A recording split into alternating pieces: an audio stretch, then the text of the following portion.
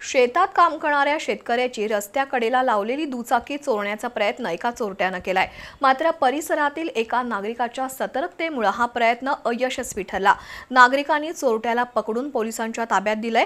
हा प्रकार कोल्हापूर राधानगरी मार्गावर कौलवजवळ दत्त मंदिर परिसरात घडला।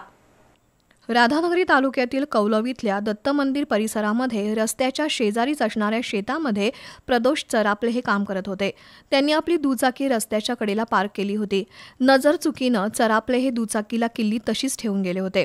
दरम्यान दुचाकीला किल्ली लावली असल्याचं पाहून एका चोरट्यानं गाडी चोरून नेण्याचा प्रयत्न केला। मात्र त्याच वेळी काही अंतरावर असणाऱ्या एका रसवंती गृहातील नागरिकांना ही गोष्ट लक्षात आली। त्यांनी आरडाओरडा केल्यावर प्रदोष आणि त्यांच्या मित्रांनी चोरट्याचा पाठलाग करत त्याला पकडलं। यावेळी उपस्थित नागरिकांनी चोरट्याला चांगला चोप दिला आणि त्याला ग्रामपंचायतीचे उपसरपंच शहाजी पाटील यांच्यासह सदस्यांच्या ताब्यात दिलं।